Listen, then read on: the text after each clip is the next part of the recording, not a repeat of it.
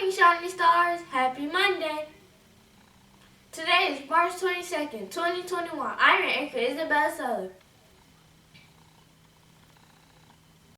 I pledge allegiance to the flag of the United States of America and to the republic for which it stands, one nation, under God, indivisible, with liberty and justice for all.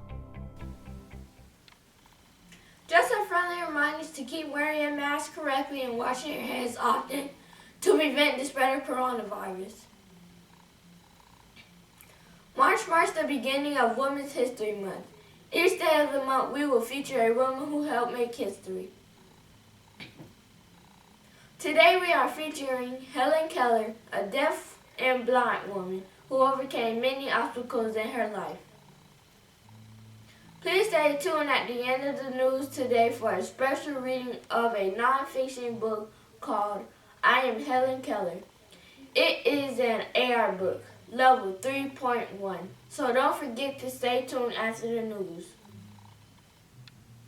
Happy birthday to those who celebrated birthdays over the spring break, including Alyssa Harvey, Janelle Jones, Kamaya Miles, David Harris, Carson Rollins, London Rose, Alea Wilcock, Raiden Isham, Camille Logan, Amari Muhammad, Jakai Baker, Terry Parker, Donovan Shinholster, Khaleesi Jackson, Malaya Lorette, Jemiah Parker, Marcus Thompson, Wakil Hudson, and our very own Miss Vosho. Hope you had an amazing birthday break. There are no star birthdays today. Signing off for now, stars, I am Isabella Suller wishing you a happy Monday. Don't forget to stay tuned for our book of the day. And remember, adventure awaits, stars. I Am Helen Keller. Written by Brad Meltzer, illustrated by Christopher Iliopoulos. I am Helen Keller. When I was little, I was just like you. I loved to play, I loved my dog, and I loved seeing all the bright, beautiful flowers. I also loved copying people. At 6 months old, I could already say, "How die? How died yourself? Tea, tea, tea. Did she just ask for tea? How'd she do that?" What can I say? There's no stopping her. On the day I turned 1, I started walking. Oh, and there was another word I always loved. Wah, wah. Here's your water. Just like any other kid, right? But there's one thing that made me different. When I was 19 months old, I got very sick. The doctor said I wouldn't live. I did live, but the sickness made me blind and deaf. This is how I see the world. Close your eyes and block your ears. I couldn't see anything or hear anything. That's right, nothing. I know it seems scary. It was scary for me too. Back then, people didn't know how to deal with someone who was deaf and blind. My relatives thought I was a monster. You see the way she behaves? She put her hand on my plate. She ate my food. Wah, wah, wah, wah. She's trying to find her water. She threw the silverware too. She's so poorly behaved. She shouldn't be here. They were right. I wasn't well behaved. I was extremely frustrated. In my dark world, I couldn't tell if anyone noticed me or cared about me. I couldn't see or hear what I was doing. But by the time I was 5, I figured out small ways to communicate. To say yes, I nodded my head. To say no, I shook it from side to side. To say father, I motioned to put on his glasses. For mother, I rested my hand on my face. For baby sister, I did this. And when I shiver, like I was cold, it really meant, shiver, shiver, shiver. Helen wants an ice cream. But even with those signs, I couldn't get my dog Belle to play with me. I didn't know how to speak, so I couldn't call her. I just wanted to play with my dog. The saddest part was, I got used to a dark and silent world. People told my parents to give up on me, that I'd never be good at anything. They didn't listen, though. After reading about another blind and deaf girl, my parents found something they hadn't had since I'd gotten sick: hope. This says there are places that teach deaf and blind children. That's what she needs. She needs a teacher. We all do. Everyone needs a teacher. Still, I had no idea what the world was about to bring me. I had never had a more important day. I was 6 years old. From the way my mother was hurrying, I knew something big was coming. I stood on the porch waiting, feeling the sun on my face. Someone approached.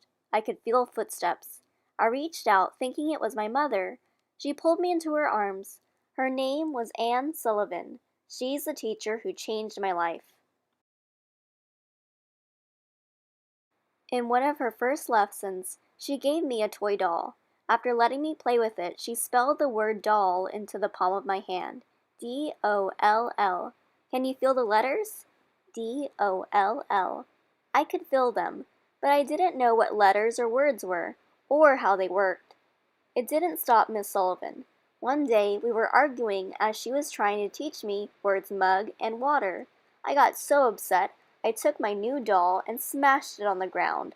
I got angry a lot back then. It was so hard for me. I was frustrated. Never losing her patience, my teacher took me outside. At a nearby spout, she put my water under the running water. She put my hand under the running water. In my other hand, she spelled the word W-A-T-E-R, water. Then she spelled it again, and again, and again, and again, and again. You understand, don't you? You understand! I understood. From there, I realized that everything had a name. Every object I touched seemed to burst to life. And now, when I wrote words in my teacher's hand, I had someone who could understand me. When you're learning something new, it's often hard. I started with words. My vocabulary grew fast. Eventually, I learned the meaning of the word love. I had given my teacher some flowers, so she spelled into my hand, I love Helen. Confused, I asked her, "What is love?" "It is here," she spelt, while tapping my heart. I was so confused. It was hard to understand something I couldn't touch. It made no sense. Why couldn't my teacher show me love? But then she explained, "You can't touch clouds, but you can feel rain and know how happy flowers are to get watered. That is how love is. You can't touch love, but you can feel how happy it makes you." There, in that moment, my whole world changed. It was as if there were invisible lines that stretched between me and everyone else in my life. Close your eyes. You can feel it too, your connection to your family and friends. Still, life was never easy. Without sight, I couldn't see people's faces. Without sound, I couldn't hear their voices. But one of my greatest breakthroughs came when I learned to do what you're doing right now: reading.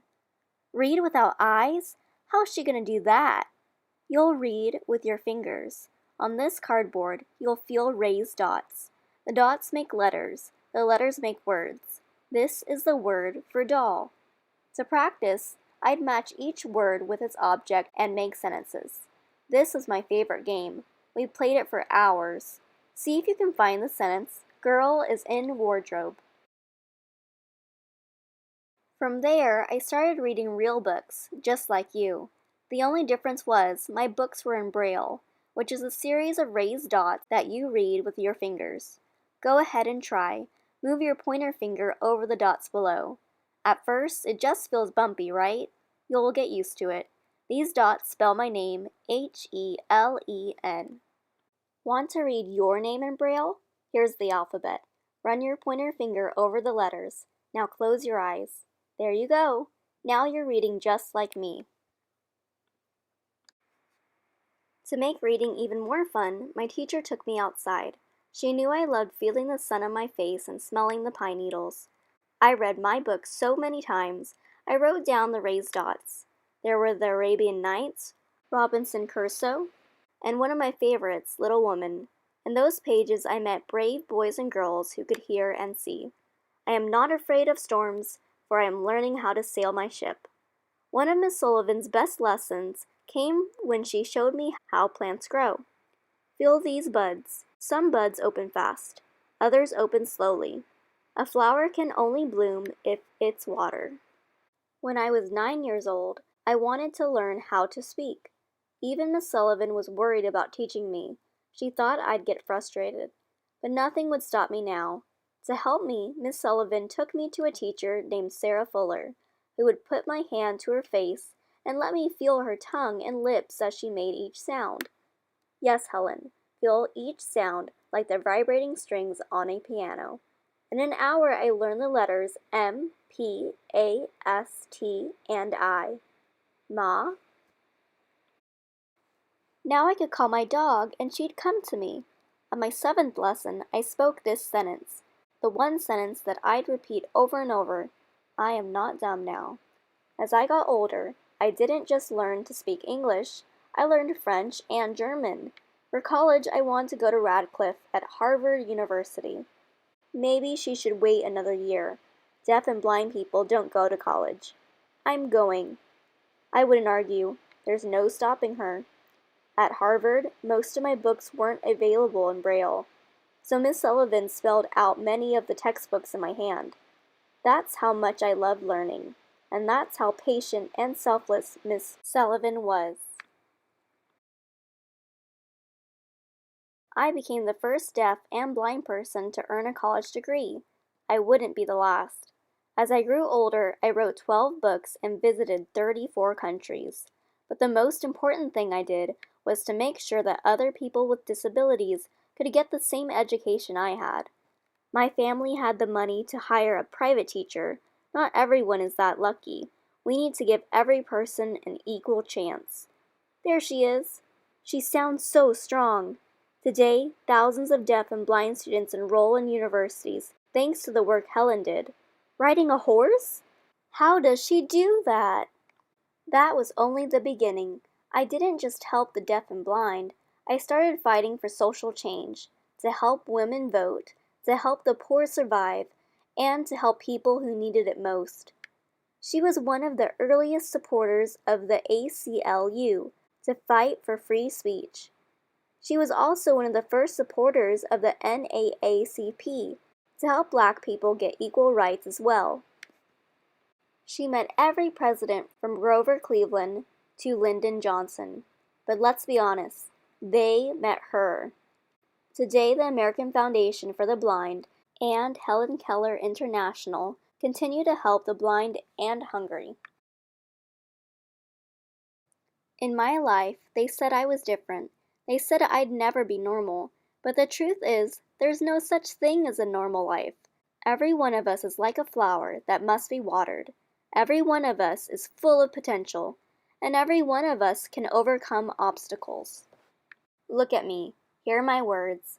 I may not be able to see, but I have vision. I may not be able to hear, but I have a voice. Think of your life as a hill that must be climbed. There's no correct path to get to the top. We all zigzag in our own ways. She's the first statue in the U.S. Capitol that's of a child. I really want to know, how'd you do all that stuff? I just decided I could. At some point, you'll slip, you'll fall, you'll tumble back down again. But if you get back up and keep climbing, I promise you, you will reach the top. Don't let anything hold you back. Our lives are what we make of them. There will always be obstacles, but there will always be ways around them. I am Helen Keller, and I won't let anything stop me. Oh, and one last thing. Go say thank you to that teacher who helped you when you needed it most. The best and most beautiful things in the world cannot be seen or even touched, but just felt in the heart. The end.